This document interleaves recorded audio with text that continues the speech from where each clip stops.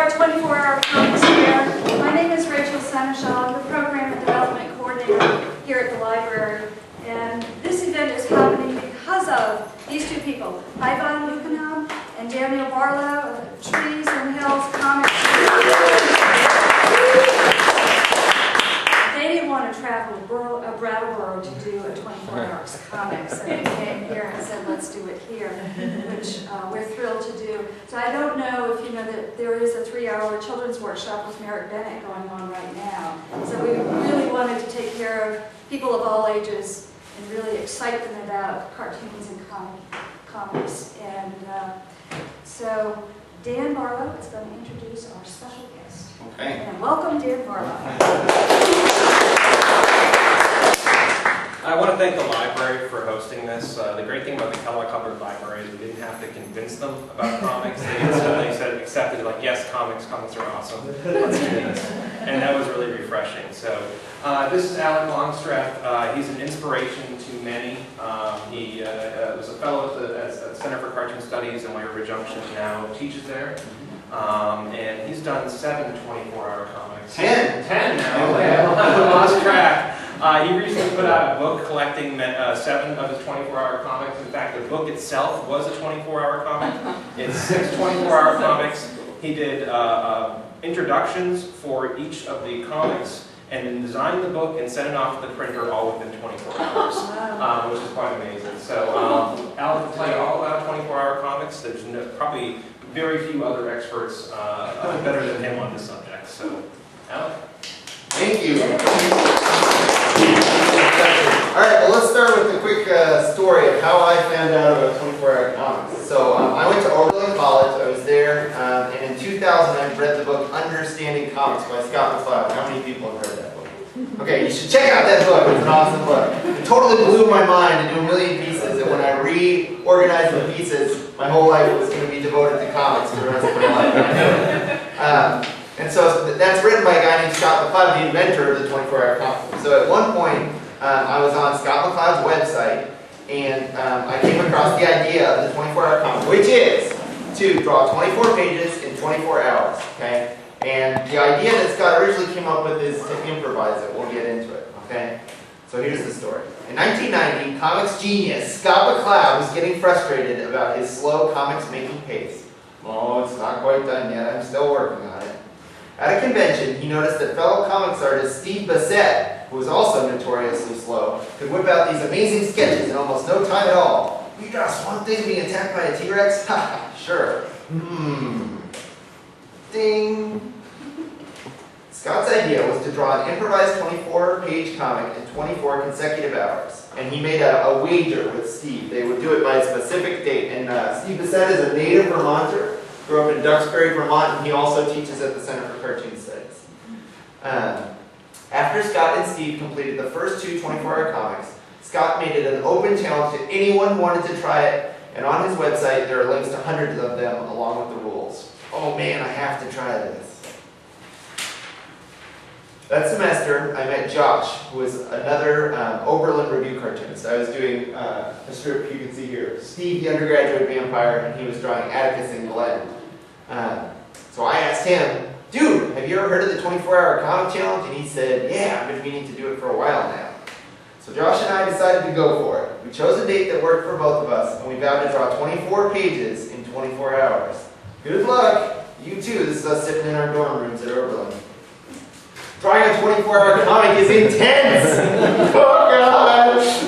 I don't think I can do this anymore. Then in my mind, shut up and keep drawing! Hour 17, for some reason, hour 17, mark my words, okay, tonight. You'll just get to hour 17 and you'll hit the wall and just be like, oh, I'm so tired, I don't know what I'm drawing. It's always the hardest hour, but if you can power through, you'll make it, okay? So don't give up hope when you get to hour 17.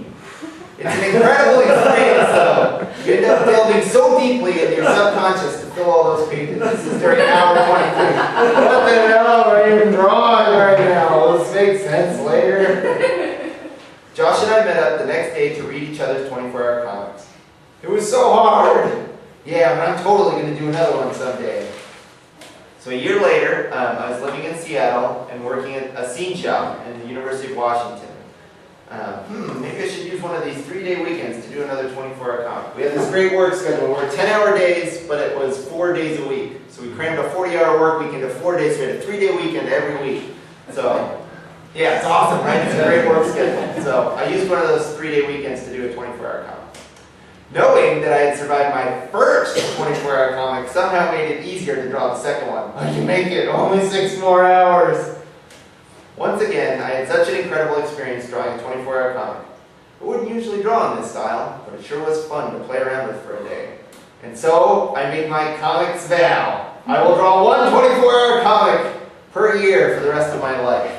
So that was 2002 that I made that vow, and I've kept that vow so far.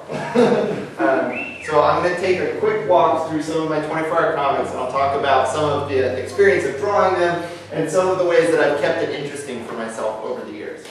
So, one a year for 10 years.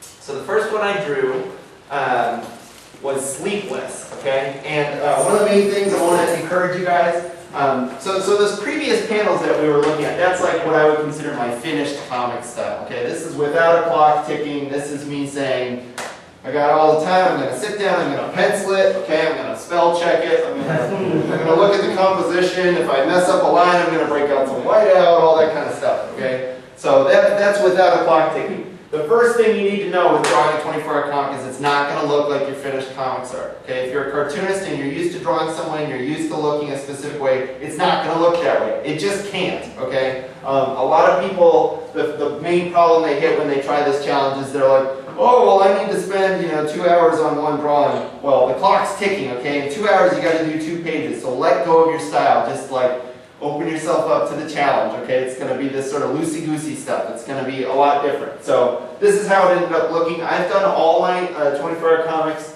with just straight to ink. I never pencil, okay? It's just sort of an improvisational, fun exercise, okay? Now, I also draw on 11 by 14 paper with my finished comic style. And the first couple comics that I did, I tried to draw in that size, which I do not recommend, okay? Now, if you're drawing this big and I'm drawing a little picture of myself, okay, maybe it takes 2 nanoseconds to draw that line, right, the side of someone's head. 5 nanoseconds to draw a face, okay? Now, it doesn't seem like much, but the fact that I can draw it in 2.5 nanoseconds because my pen is physically moving a smaller distance. On one little drawing, it doesn't make that much sense, but on 24 pages, filling 24 pages, all those little nanoseconds add up. So the smaller you draw, the happier you're going to be, okay? Because this, you're going to be like, oh yeah, the sky is black, okay? And me sitting here going like, while the clock's going, okay? If you do it on 8.5 by 11, you grab a nice fat Sharpie and you go, okay, next panel. So draw smaller, okay? If anyone brought this size paper, I recommend you cut it in half, tear it in half, and draw your pages this big, okay? The smaller that you go, the faster you'll be. Okay, so my first one was totally improvised. I was in Ohio. A lot of 24-hour comics are about people like not getting enough sleep because that's kind of what it's about. So mine's like, Ohio, how did I end up in Ohio? And I'm just making this up as I go. And it turns into this thing where he meets this scientist and he takes, it's actually a room just like this. He looks in a window and sees a guy experimenting with these weird machines, and then he gives him this non-sleeping drug, so he never has to sleep again, and he gets all this work done and stuff. At the end, he finds the scientist and gets in the machine. So my second one that I drew when I was working as a carpenter is Super Dream, okay, which I also drew on this size. And then it's about him in the machine, and I just strung together a series of dreams that I had in my life. Okay, so again, it totally improvised. I sat down and I was like, what's a dream I had? For instance, the drummer of Weezer is sick and I have to go on stage and fill in for it. Okay, yeah! It's just moments like that. The thing that I did on this one, my style is very tight, okay? I don't particularly like my cartooning style, but everything's very sort of rigid and tight, so I use this as an experiment to just go crazy, right? I don't draw this way normally, but it's really fun to just let yourself loose for 24 hours on one project, and just not hold yourself accountable of like, well, this has to be within my style and it has to represent who I am. I was trying this toothbrush spattering thing with ink, like you dip a toothbrush in ink and you sort of, that's how I was adding texture, because it's pretty fast. I can get some tonality really quick by just spraying it around. If you do that here, make sure you put some paper down. Don't get any ink on the books. Okay, the third one that I did was, I did it in color. It's called color.